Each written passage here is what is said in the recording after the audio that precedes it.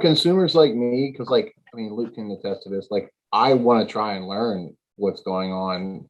That way next time it happens, I kind of know what I'm saying, so it makes your all's job a little bit easier. Like, is that a rarity? Do most people not give a shit? Do they just be like, here, fix my thing, make it sound better?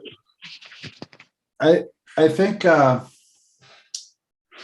that's completely appropriate. And my experience with like especially in acoustic music and acoustic guitar repair, there is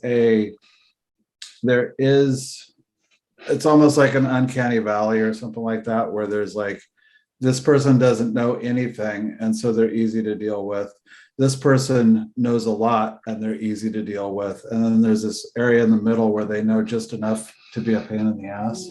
So like, as long as you bring it up to where you know enough to be easy to communicate with, and that's. Are you trying to say that a little knowledge is a dangerous thing? Well, yeah, it's amazing how many things people have already figured out how to say them. But yeah, but more importantly, it's not necessarily a dangerous thing. It's just difficult to communicate with somebody that's already, But so in that, you're doing the right thing. You're here listening to Luke. You're not on a forum listening to 12 different whoever the hell they are is saying whatever the hell they feel like. So like finding the resources for that's like job number one. Because boy, forums just create weird consensus zones of usually fairly erroneous information.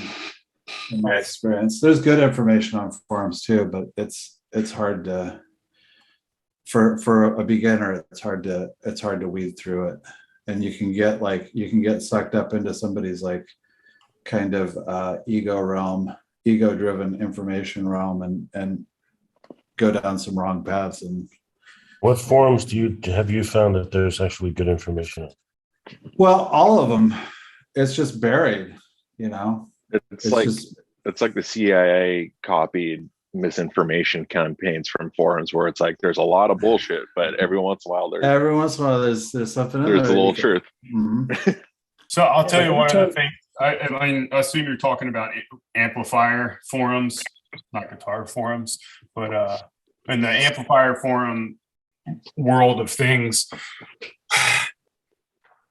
there are people on there that you can't validate what they're saying. So they'll get into these arguments with other techs that maybe what they're saying is right, but it doesn't pertain to that particular situation. And then what everybody says is incorrect. So if you want an example of that, go ahead, go look up impedance mismatch on your output transformer for your speakers. So running like a 8 ohm load into a 16 ohm output transformer, or a 4 ohm into a 16 ohm, and try to figure out which one is the best just by reading the forums. Your mind will literally explode, because you can find anything to support the facts on either side of things. So it's really difficult. Or even just trying to buy something based on reviews on Amazon. You'll just like, like, oh my God, look at this 1-star review. Was this person were they just angry that day, or is this thing got a real malfunction? But the other thing I would say too on the forum things is they tend to, a lot like review sites, is they tend to like filter for people that are looking to argue, and so there's like a lot of actually posts on there that just are like needlessly obtuse and the information that they bring, or like it's just hard to sort through all that stuff, Maybe I haven't been on a forum long enough period of time, but my experience always was, whenever I came across something that was what I considered either interesting or correct on a forum, it wasn't the information that I hadn't already seen somewhere else. Yeah. So I just there are some good resources for amplifiers out there that are not forum driven. Pretty much all the forums are completely useless anymore. There are very few people that know what they're talking about definitively that stay on the forums because they get in these arguments with people and they refuse to continue on with that. One of the forums is Tube.